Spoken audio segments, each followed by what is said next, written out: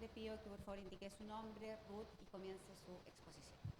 Bueno, primero que todo, buenas tardes. Mi nombre es José Roa, mi ruta es 12.661.686-4.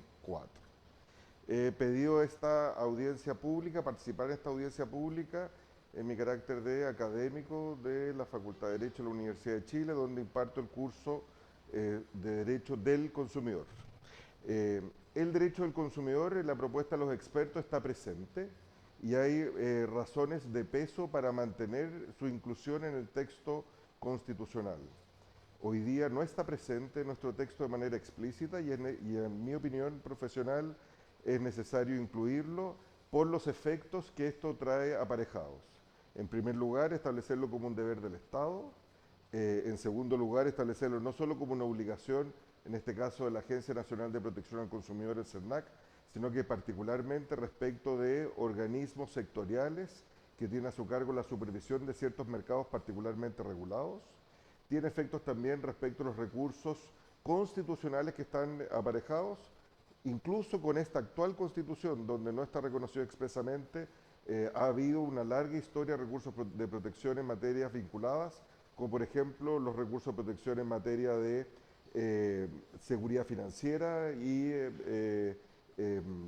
delitos cometidos a propósito de medios de pago, en materia de ISAPRES, ¿cierto? Que ha tenido una gran utilización, o en el pasado en materias, por ejemplo, de robos en estacionamientos. Y lo principal, por cierto, también son los efectos reflejos respecto al comportamiento de los proveedores y el rol del Estado de regular su comportamiento para que no afecte los derechos de las personas. Y finalmente, por cierto, estando en la Constitución, tiene efectos también respecto del análisis de constitucionalidad de las normas que se dicten en este marco. Y por lo tanto, esto es una razón suficiente, en mi opinión, para mantener la propuesta realizada por los expertos. En un segundo punto es exponer la solicitud de complementación de la normativa propuesta en al menos tres aspectos. Primero, respecto del catálogo de derechos. Segundo, respecto a la protección de consumidores particularmente vulnerables.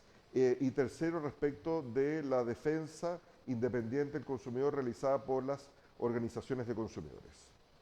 Los derechos de los consumidores son derechos también de tercera generación.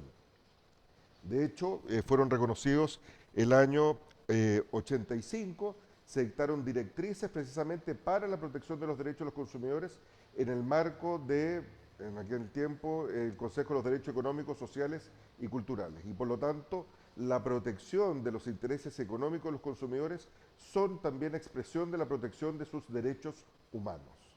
Y en ese marco entonces cobra particular relevancia el catálogo de derechos que se expresa en el texto constitucional. El texto propuesto por la Comisión Experta incorpora, por cierto, algunos de estos derechos muy importantes como los que están vinculados con la salud y la vida de las personas, pero por cierto existen otros derechos, estándares presentes en la mayoría de las constituciones que reconocen mayoritariamente la protección al consumidor que debiesen estar presentes. Por lo pronto, el derecho a la indemnización, ¿cierto? La indemnidad del consumidor, así como el derecho a la no discriminación. Si bien una interpretación armónica del texto propuesto las entiende incluidas, su explicitación iría en la línea que ya han sido recorridas por otros textos constitucionales que, a un modo bastante estándar, han reflejado este catálogo básico de derechos presentes en las directrices. De hecho, en el marco de los distintos mecanismos del proceso de participación, hay una propuesta, ¿cierto?, hecha por una organización de consumidores, realizada precisamente en este sentido.